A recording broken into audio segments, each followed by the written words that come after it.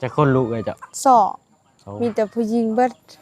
จะเป็นงามไปเลยลูกเพิ่นจักเหมือนผู้ใดคือกันแม่ก็บ่คือพ่อก็บ่คือน้องอ้ายบ่เป็นลูกข้างบ้านบ่จ้ะบ่ลูกเพิ่นแต่ว่าหน้าตามันแตกต่างเลยเด้2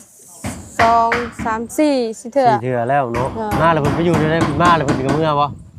บ่มาแล้วก็ขออยู่แบบข้างล่างนี่แหละแบบนี้ก็อยู่บ่แบบนี้ถ้ากลางคืนก็อยู่นอนอยู่เฮือนแม่ลูกพ่อ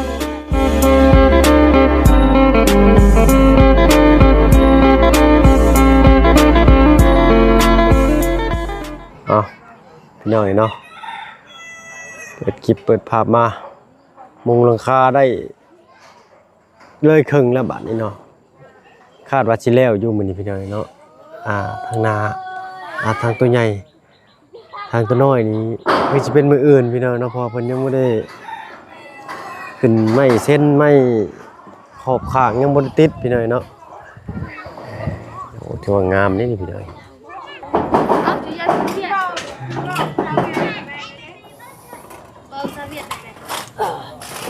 ใกล้แล้วเนาะประสางเนาะ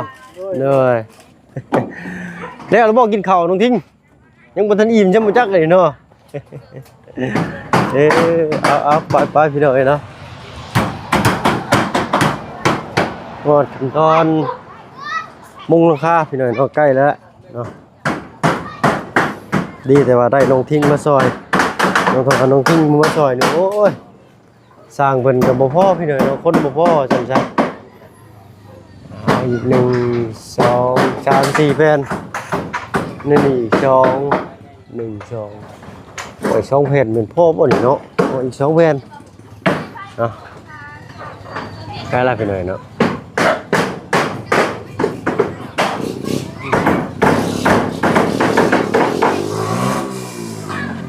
แล้วเราบ่กินข้าวน้องทิ้งฮะยังบ่ทันอิ่มใช่บ่จักเนาะสบายดีปะลุงเพิ่นเด้เนาะเป็นยังไงนะเป็นยังไงนะ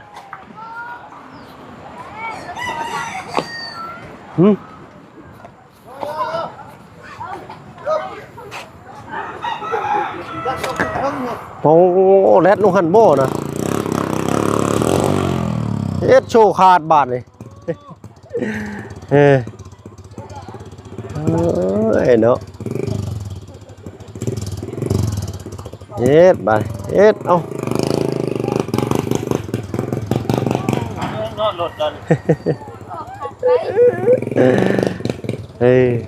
เอาพี่หน่อย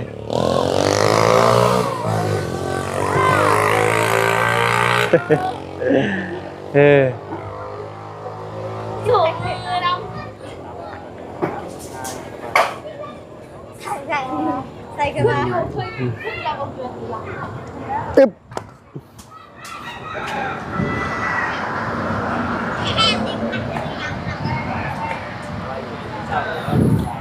ตัวใหญ่นี่แล้วเนาะบ่สร้างเนาะมื้อนี้เนาะแต่ตัวน้อยนี่น่าจะเป็นหมื่นเนาะเพราะยังบ่ได้ขึ้นโดยสบายดีจ้ะตัวน้อยมันสิได้แอมตัวทั้งลุมทั้งคนโอ้โดยถ้าบ่แอมมันเฮาใช้สักสีแล้วมันเข้ามามันตอกหญ้าก็มันสักสีมันสิหักสิแม่นได้พี่น้อยเนาะเพิ่นสิแอมลงมาหน่อยนึงหั่นน่ะสิแอมลงมาจะฮอดคือในพี่บ่ติเนาะเราจัดมาเอาลงมาฮอดฮอดคือในเลยตามจริงนี่มันบ่ได้แอมตินี่เนาะเพื่อนมาครบเลยโอ้ตามจริงนี่มันบ่ได้แอมตินี่เนาะถ้าว่าแบบมันแท้ๆนะแต่ว่าเพิ่นอยากได้ไปนั่นก็บ่เป็นหยังพี่น้อยเนาะเฮือนน้องป๊อปนั่นแอมเข้าไปเนี่ยมันบ่ได้ใช้ประโยชน์หยังคั่นนะแม่นมันแบบมืดคือไปเลยนะมันลดจังแนวใดนะบ่เป็นหยังเนาะตามเพิ่นว่าแล้วพี่น้อยข้างหน้าร้อนจะสิได้มุตัวน้อยโอ้โดย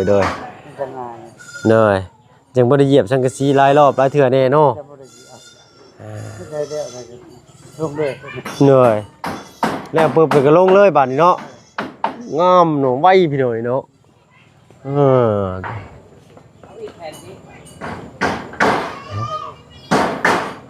เอากลับทักทายเด้อพี่น้องเด้อเนาะกลับทักทายสบายดีหมู่เพื่อนกันเบิดสบู่ทุกคนเนาะยินดีต้อนรับเข้าสู่ช่อง YouTube บ่เพิ่งเคยหลายคือเก่า เนาะ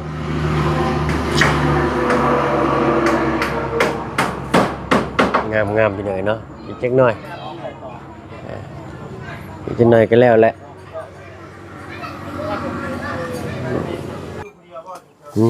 พี่หน่อยเนาะข้าวน้ำกันหนึ่งเรียบร้อยแล้วอันนี้เพิ่นใช้ได้น้องลังนี่บ่ แม่นเลยลองเฮ็ดไอ้เบิ่งอยู่ บ่ไฟเลย เป่าไฟเอาบ่เชื่อว่าจะเฮ็ดแห้งจังได้ไปบัดใหม่ เอาสวัสดีปะลุงเพิ่นแน่ได้ใช้สาธิตได้ใช้ สบายดีเด้อ เนยเคยเห็นอยู่พี่น้องแต่บ่เคยใช้จักเทื่อเนาะ คือมันอันนั้นเด้ แม่นบ่ถึงทางอยู่บ่ มันคือข้างแท้มีอันนี้เด้มันคือเขาอยู่ในนี้วะ แม่นบ่น้องลัง มันเลยเฮาต้องเอาออกซอขนม เบิ่ นะ ง เอ้าใส่เอ้ยตายแล้วบัดนี้ อีหยังนี่ มันคือเอาออกบ่ได้ซั่น เบิ่งมันแม่นบ่น้องลัง แม่นนี่ของขนมเลยใส่ เออ จะต้องเอาออกแหละมันก็กะ โอ้ซองยากันบูดอย่าไปกินถึงเด็กน้อยลิ้นเด็กน้อยกินเด้ มึงเด้อ โอ้เราเฮ็ดได้บัดนี้โอ้แฮงเนาะ นี่แหละเนาะหุ่นตะกอนใส่ โอ้แฮงอีหลีเอาไว้เห็นใบเบิ่งอ่ะ มึงเด้อ โอ้แฮงเนาะ ยังบ่ทันได้แห้งจังนี่เลยกะสิ โอ้โห ม่วนแท้เลย ม่วนแท้โอ้เพิ่นชื่ออันไทยเนาะ บูคือกันเราบ่ได้บอกซ้ำ บ้าลูกที่พุ่นโอบหัวบาดดิ ใช้ออกมาลาออกมา นี่แหละเปล่า ที่พุ่นไงกุ้มเลยบาดนี่ใช้มาเบิ่งดูหั่นยังหัวหมอกตอนอยู่เราไปลินมาเลยสบายดีทางบ่บุญบัดป่าเนาะไปขอไปเบิ่งทางกันเด้อไปได้น้องลังสิแล้วเลย ได้ เนี่ยได้บาดนี่เตรียมพร้อมรถเจ้า เดี๋ยวผมได้ อ้าวหามากระถินแล้ว โอเค มื้อหน้าเด้อ น่ะเราบ่มีมักทินเด้ เอาบักมี่ เอามักมี่ แม่นหามมาไว้โดดเด้อถ้ามีแต่เจ้าไปย่างไปแต่สวนผู้อื่นเห็นเด้อขอรถ มีมันเป็นมะนาวนั่นบ่หรือ แม่นมาในให้แล้วมากแขนนี่ก็ได้ เราค่อยบ่เคยรอบ้านนี้จักเทื่อ บ่เคย บ้านนี้ค่อยบ่เคยไปเบิด จะไปใช้ซะเป็นไร ค่อยก็อยู่เฮือนนี่แหละบ่ได้อยู่เฮือนก็มาเล่นอยู่ทางนี้ พุ่นข้างในพุ่นข่อยบ่เคยไป จะเป็นเดี๋ยวใดนะ ใช้เชิญหมู่จ้ะมืออันว่าเพื่อนนี่บอกเพิ่นอยู่บ่หมู่เจ้านะผู้ที่ย้ายเฮือนไปนะอันเฮือนหลังเก่าในนี่บ่ เด้อ หมู่เจ้าคนเดียวนี่ในหมู่บ้านนะ คนนั้นเป็นยังเป็นเอื้อยข่อยอีกเด้ ยังเป็นเอื้อยอีก เด้อแล้วข่อยก็มีน้องอีก เงย มันเป็นมีน้องคือกันแล้วคนที่แบบว่าโตพร้อมๆข่อยเลยนะ จะขึ้น ชดบอกเพิ่นอยู่บ่มือขึ้นเฮือนนะ แค่นั้นแหละ หมู่เจ้าได้บอกเราอยู่บ่ ก็ อย่าลืมบอกแล้วเด้อ เราบอกว่าย่าน ญาติยังน่ะ เฮาว่าบ่ต้องย่านก็ได้มันก็บ่ได้ฆ่าเฮาซ้ำ บ่ได้ข่าวบ่ได้ตีเฮาดอกเนาะ เนาะมันแบบว่ามาฮักแพงเฮาบ่แม่นว่าสิมาฆ่ามาตี มีแต่มาขึ้นเฮือนซื่อเนาะรายการทางป้ามาพี่เฮายับมาอีกจักหน่อยเนาะโอ้ยยืนอยู่แต่หึงนี่เด้นี่พี่น้องเนาะ นั่งตะกู้ก่อนแม่นไอ้สิถามหลายอย่างอยู่บัดนี้เด้อ อยู่บนนี่ เอาเบิ่งภาพไปนำพี่หน่อยเนาะกับตักทายสบายดีอีกเทื่อหนึงเด้อพี่น้องเด้อเนาะพอดีปลุงซี่เพิ่นว่าอยากให้ติดต่อเอ้ยเจ้าให้ได้ติดต่อได้ เอ้ย แม่นมีเบอร์เพิ่นบ่ มีแต่ว่าเพิ่นจะแบบว่าปิดเครื่องตลอดแบบนี้นะ เอ้าเพิ่นคือเบอร์โทรนี่เพิ่นปิดเครื่องตลอดบ่ เด้อ อ้าว มันติดต่อบ่ได้แล้วฉันติดต่อได้เลยปิดเครื่องนี่มีอาทิตย์หนึงแล้วอาทิตย์หนึงแล้วโดนแฮะ เพิ่นไปอยู่แถวใดเนาะ อยู่เมืองเวลา อ๋ออยู่เมืองวิลาสงสัยฝนตกหนักบ่จักทางนั้นเนาะ บ่ดอกแค่นั้นแบบว่าหมู่บ้านแบบอยู่สูงๆแบบบ่ค่อยมีคนหลายมีแต่คนซุมอ้ายนี่แหละแบบซุมอ้ายเว้าภาษาซุมอ้ายนั่นแหละมีแต่คนแบบนั้นพวกเราเป็นคนลาวเทิงอยู่ใกล้ๆนั่นเด้ มีแต่คนลาวบ่ทางนั้น เด้อ นี่ละเขาเป็นในบ่อค่ำนี่แหละไปเลยเนาะ แต่ว่าเรื่องเพิ่นก็กินฮอดอยู่แหละ มีฮอดอยู่เนาะ อืม ถ้าว่ามื้อขึ้นเฮือนนี่เพิ่นสิมาได้อยู่บ่เนาะมากก็ขึ้นเฮือนบ่ได้ติ บ่ได้เรียนบ่ได้ เนาะก็ทางปลุง FC เพิ่นก็ว่าอยู่พี่น้องเนาะโอ้ยเชื่อคิดถึงอันนั้นคิดถึงลูกเพิ่นแบบว่าลูกเพิ่นมีเด็กคนงามๆหมด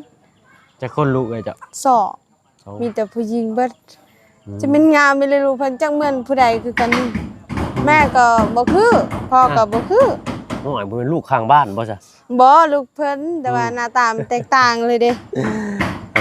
น้องอยู่ที่ เบิ่งเด้มาในนี่ไผๆก็ย่องงามลูกเพิ่น เพิ่นเคยมาจักเทื่อเลยตั้งแต่เพิ่นไปเพิ่นมีลูก มา2 3 4สิเทื่อ 4เทื่อแล้วเนาะ อ่า มาแล้วเพิ่นไปอยู่ได้เพิ่นมาแล้วเพิ่นก็เมื่อบ่ บ่มาแล้วก็ขออยู่แบบข้างล่างนี่แหละแบบนี้ก็อยู่บ่แบบนี้ทำกลางคืนก็อยู่นอนอยู่เฮือนแม่ลูกเพิ่งนั่นแหละ อืม เป็นอันนั้นน่ะเป็นน้องพ่อลูกเพิ่งจำเป็นน้องแม่ลูกเพิ่งแม่นแหละเพิ่นเอานะเป็นอยากทานน้ำ ผัวเราก็มาบ่ กลัวแล้ว อืม กลัวแล้วก็มา อืมเพิ่นนั่งรถสายทางบ่มาหรือเพิ่นมารถเนาะ อือ เรามารถเราเองบ่หรือว่าเราขี่รถสายทางมา มาแล้วเลยมื้อนั้นเด้จักแม่นผู้ใดเนาะยกเพิ่นอันนั้นเด้เพิ่นขี่รถแล้วก็ล้มเด้ อืม นั่นหนักฮะมันนั้นเพิ่นเมื่อมาจากเขื่อนนี่นะ เพิ่นขี่รถรับจ้างมานะหรือว่าเพิ่นขี่รถเพิ่นเอง บ่ มา รู้จักนี่แหละเพิ่นหลบดิเกจักแรงทีมงานนี่แหละ แต่ว่าจักแม่นผู้ใด แต่หึงเลยเนาะ เด้อเด้อเพิ่นยกใส่ก็ว่าเป็นว่าเพิ่นได้เป็นเอ้ยทิ้ง ทิ้งก็เลยได้พามาส่งอยู่นี้มาบอกว่าเป็นเอ้ยอาทิ้งเลยทีมงานเลยพามาส่งอยู่นี่บ่ เด้อมาส่งอยู่ในห้องหมอมันดอง เดี๋ยวไปส่งคลินิกอยู่บันดงว่าซั่นซะ อ่า เนาะ คอยนั่นคอยตกใจแฮงเพราะว่ายันลูกเพิ่นเป็นหยังนะ อืม แต่ตอนนี้ก็น่าสิดีแล้วแต่นั้นบ่ได้มาเลย แต่เพิ่นรถล้มเพิ่นบ่ได้มาเลย เด้อในเมื่อน้องเฮาเสียเพิ่นก็บ่ได้มา อืมน้องผู้ที่เกิดน้ำรังเจ้านี่เนาะ เด้อกิน แม่นี่เอิ้นหยังบ้านเจ้า แบะแบะ แบะแบะ แบะ แบะ เอาพี่เลยเนาะก็ประมาณนั้นแต่ก็มีทั้งลุง FC เพิ่นเบิ่งเพิ่นสังเกตเบิ่งเจ้าเนาะเจ้าได้นอนอยู่บ่ยามค่ำคืนยามคืนนอนอยู่บ่ เมื่อคืน แม่น บ่ อ้าวจะเฮ็ดหยังบ่เนาะ คอยนะก็บ่ได้เฮ็ดหยังเวลาเมื่อแต่ไปหากบแล้วก็บ่ได้นอนก็เสียงเด็กน้อยจักเสียงเพลงไปก็มักแบบคุณเงียบนะบ่มักเสียงหยังเลยก็ได้ อืม นอนบ่มีไปกวนมันแล้วอยู่บ้านเพิ่นนี่จักเฮานอนแบบเพิ่นขี้เด็กนอนเพิ่นขี้แล้วก็ อืม ตีเฮาแบบบ่ต้องให้เฮานอนนะเพิ่นตื่น อืม ให้สินอนหลับแบบนี้ คือน้องเพิ่นไปอาศัยเฮือนน้องหัวยองนอนว่าซั่นซะเนาะ จะมีแต่เด็กน้อยสาว เด็กน้อยได้หลายว่าซั่นซะเว้าหลายก็บ่ได้พี่น้อยเนาะเพราะว่าบ้านใกล้เฮือนเคียงยันน้องหนึงเพิ่นบ่ถูกใจกันเนาะ บ่ถึกแต่เฮาก็เวลาลูกเพิ่นขี้เฮาก็บ่ได้บอกบ่ได้ว่าหยังยิ้ม ก็ยิ้ม ก็ ซื่อ เด้อ แต่ก็ ก็ฮักแหล้วลูกเพิ่นก็สำนองเฮาแหละเฮาบ่เคยจมบ่เคยด่าลูกเพิ่นเลย เนาะดีแล้วหักแพงกันไว้น้องเอ้ยเนาะเอาเหตุที่ว่าน้องเพิ่นซึมๆเศร้าๆเฮาอยู่เฮานอนนี่ก็คืออยู่หลายคนเนี่ยมันนอนบ่สนิทว่าซั่นซะเนาะ เนาะ ได้มาเด็กน้อยก็หลายมีครบน้องเพิ่นอยู่พี่น้อยเนาะเอาอดเอาได้ล่ะเด้อเนาะคิดได้ว่ายามคืนแล้วเบิ่งโทรศัพท์เบิดคืนสดแจ้งบ่แม่นเนาะ บ่เขาสิเบิ่งหนูได้เด็กน้อยมันหลายสนะเฮาเวลาเปิ้นแน่นแล้วผู้ใหญ่ใจดีทางมาแล้วนี่เสียงเด็กน้อยมันก็บ่เหมาะเด้ มันบ่เหมาะเอาเนาะเหตุผลที่ว่าน้องเพิ่นอันนั้นก็ได้ถามแก้ไขกระจ่างอะไรเด้อพี่น้องเด้อเนาะเอาถ้าว่าผิดพลาดอะไรก็กราบขอโทษขออภัยหลายๆเนาะน้องหลัง เนาะ น้องหลังอยากฝากหยังถึง FC บ่ที่คอยเบิ่งเจ้า ก็ คอยเบิ่งคอยเดินๆแบบนี้ก็จะพาแบบนี้ไปซื่อๆเจ้าจะพาหยัง อืม เฮาบ่ความเว้า หมู่คำเว้าเนาะอันจริงๆน้องเพิ่นก็เว้าเป็นนั่นแหละเนาะแต่ว่าน้องเพิ่นบ่ฮู้จักความเว้าซื่อว่าสิแปลออกมาเป็นลาวเฮาแนวใดหันน่ะน้องเว้าออกมาบ่ถูกบ่ง่ายซะเนาะโตถ้าว่าทางลุงจันทร์เคยเห็นบ่เอื้อยเจ้า บ่เคยทีมงานนี่บ่เคยเบิดมีแต่ทีมงานผู้หนึงที่แบบว่าพาเฮาไปห้องหมอก ชื่อเท่าใด ก็บ่ฮู้คือกัน งัวสิบ่เหยียบบ่เนาะบ่เหยียบดอกพี่น้อยน้องงัวบ่เหยียบเด้ บ่ ไม่ยังบ่เหยียบแล้วนอกจากแบ้แบ้นี่เหยียบแท้เพราะว่าแบ้บ่มักบ่อนเปื้อนบ่อนน้ำเปียกมัก จะ บ่อ มี น หยั แห้ ง ง ก็กันเฮายอกแค่3คำซื่อๆว่าจะหายขนาดนี้อาจจะบ่ดอกเฮายอกแบบของนั่นน่ะนะแบบว่าค่อยเป็นคนมักยอกอยู่แล้ว จะหยอกเอ้อยบ่ โดยยอก หยอกว่าเท่าใด เดี๋ยวว่าขอเงินแน่ว่าขอเงินในเฮาบ่มีเงินเด้ว่า300,000 นะ แต่นั่นปิดเครื่องบ่ได้ตอบเพราะว่าดูว่าเขาให้เฮาเรื่องนั้นเด้แต่เฮาก็บอกว่าจะให้เพิ่นมาแน่ครั้งหนึงบอกว่าอยากสิแก้ไขน่ะว่าเฮาเว้าในเฮาบ่ยอกซื่อๆอย่ากดอย่าให้เฮาเลยอย่าเว้าแบบนี้เนี่ยแต่ตอนนั้นก็มีแล้วเงินเฮา300,000แต่ว่าอยากหยอก โอ้อยากหยอกเอ้อยซื่อ น่ะ ๆคิดฮอดเลยอยากหยอกเนาะ โดยอยากให้มาหานะว่ามาให้เคยได้เงินบ่มี เอ้อยซื่อๆว่าได้ก็ล่ะ กว่าชื่อมันก็ กวาง เป็นมีลูกแล้วแม่แก้ว แม่แก้วลูกก็ชื่อแก้วเนาะ น่ะ เอาเนาะอันเอ้อยแก้วหรือว่าเอ้อยกว้างเนาะทางน้องลังเพิ่นเว้าหยอกซิเด้อเงิน300,000เนาะ เพิ่นคือสิบ่ได้เบิ่งดอก เพิ่นบ่มีโทรศัพท์เบิ่งบ่หรือว่ามีแต่โทรศัพท์โทรซื่อ มีแต่โทรศัพท์พอเพิ่นก็บ่ย ๆ อ ยั ม นว่าคนบ้านใกล้เคือนเคียงเพิ่นเบิ่งอยู่แหล้วเนาะเอ้อยแก้วเนาะทางน้องลังเว้าหยอกซื่อเนาะขอเงิน300,000ว่าซั่นซะ บ่ยอกเนาะ ยัน ว่า ยันเอ้อยเครียดอหลีเนาะยันว่าเพิ่นค่าเวียกบ่จักช่วงนี้เพิ่นเฮ็ดหยังจน ถึงไงว่าไปอันนั้นนะไปหาค่ำอยู่บ้านเพิ่นว่าเฮาก็ตอนนั้นก็สัญญาว่าสิไปบ้านเพิ่นว่าสิไปหาค่ำคือกัน อืมทางนั้นเพิ่นมีอาชีพหอนค่ำบ่ เลยมีสิฮู้กันก็เลยยอกนะแต่เป็นหยังเลยยอก โอ้หาค่ำนี่ก็ได้ยินเด้เฮ็ดค่ำแพงครับ มีเพิ่นก็บ่ได้บ่มีมี พอมีอยู่เนาะ เพราะแบบว่าคอยเป็นห่วงเพิ่นนะเพราะว่าไปฮอดนั้นก็เงินพัวแม่พัวเพิ่นก็ดีกว่าเฮา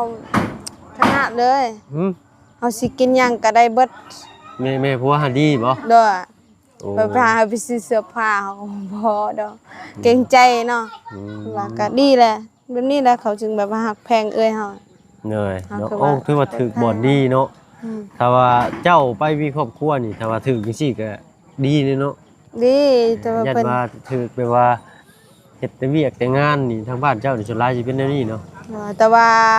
ตอนนี้มีแค่แม่พัวแต่ว่าพอพัวเพิ่นเสียแล้ว แต่ว่า อยู่กับ เขาไม่ได้มายินดีเศร้า เหนื่อย บ่ฮู้ เนาะโอ้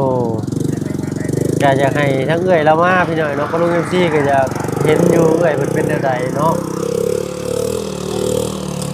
อาจจะบ่งามแต่ว่าลูกเพิ่นงามเนาะ เอื้อยบ่งามแต่ลูกเพิ่นงาม งาม งาม เลย ซำบ่เจ้างามซำบ่เจ้า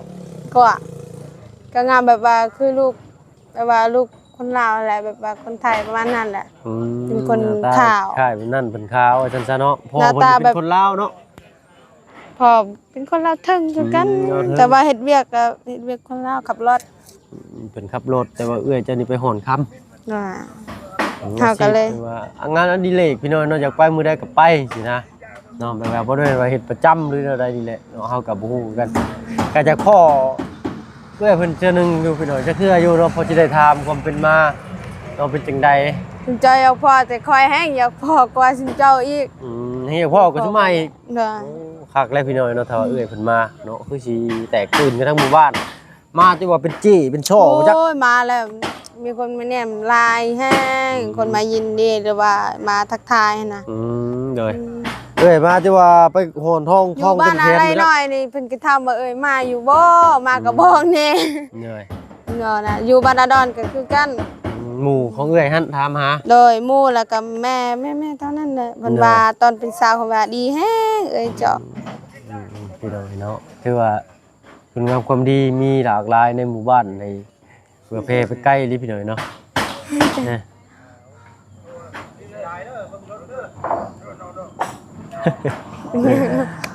เนาะมานี่บ่เป็นเอื้อยเจ้านี่ท้องเต็มแขนเต็มคอบ่จัก แต่ว่าเพิ่นจ้อย เอื้อยเจ้ากระจอยเนาะ โดยแต่ก่อนน่ะให้ตอนนั้นจ้อยกันจ้อยแต่เพิ่นมาที่4อะน่ะ มารอบที่สี่เอ้า ตุยหน่อยเดียว ก็สิสบายขึ้นกว่าเก่าว่าซั่นซะพี่น้อยเนาะเพิ่นก็แบบว่าโอละญาติเลยเฮาก็แบบว่ามาก็อยากเบิ่งว่าทุกข์หรือบ่ได้ทุกข์เฮามาเฮาก็แอบไปซื้อได้ฮอดนั่นเด้ฮอดเทือนเราก็บ่ได้แบบว่ามาแล้วก็ปึ๊บกินฮอดปั๊บเลยบ่แม่นเฮาแอบไป2ชั่วโมง3ชั่วโมงแอบเบิ่งว่าสิทุกข์หรือบ่ทุกข์แต่ก็ดีแหละเนาะล้างจานก็เพิ่นก็บ่ค่อยล้างมีแต่แม่ผัวเพิ่นแหละล่ะ จนหลายมีทั้งแม่ย่าเฮ็ดว่าซั่นซะพี่น้องโอ้ยคักแล้วพี่น้องเอ้ยเนาะ ยี่ได้กันแล้วแต่ว่าแก้วกายคนนึงแหละเพิ่นเอาผัวเป็นผัวห้างมีลูกติด ผัวเป็นคนหา ผัวห้าง อ๋อผัวห้างผัวมีลูกติดโอ้ก็ดีเลย แต่ว่า เนาะ ผัวเพิ่นเนี่ยไผๆก็ย่องว่างาม อืม ชักเลยจบแล้วซำนี้ก็ว่างาม ก็จบแล้วซำนี้แล้วเนาะที่ว่าหมายก็ว่าผู้เป็นผัวหน้าตาดีว่าซั่นซะเนาะพอเบิ่งว่าซั่นซะเนาะเป็นคนฮู้หาเงินหาคำประมาณนั้นพี่น้องเนาะ แต่งตัวก็คือแหละผัวเพิ่น เหนื่อยเนาะคนขับรถเนาะ น้อยแต่ตอนนี้จักขับจักแล้วบ่คือกัน เหนื่อย แต่ เนาะ เวลาเฮาโทรลิ้นกันว่าขับรถเธอขับรถ เนาะเพิ่นอันอ้ายผัวอ้ายของผัวของเอื้อยเจ้านี่ก็เว้ากับซุเจ้าอยู่ที่เนาะเว้าอยู่เลยเนาะ อันซี่ อันผัวเอื้อยเจ้านะ ว้าว เว้าอยู่เนาะปกติ ว้าว เนาะ ปากแห้งผัวนั่น มักเว้า น้องเพิ่นแหละ มักคุย บ่ เนาะ ปากน้องเพิ่น เพิ่นอาจสิเคินนายเอ้าเนาะโอ้ลมกับน้องเพิ่นพอหอมปากหอมคอได้มื้อหน้าอาจสิมาถามใหม่ในสิ่งที่ FC หรือว่าป้าลุงที่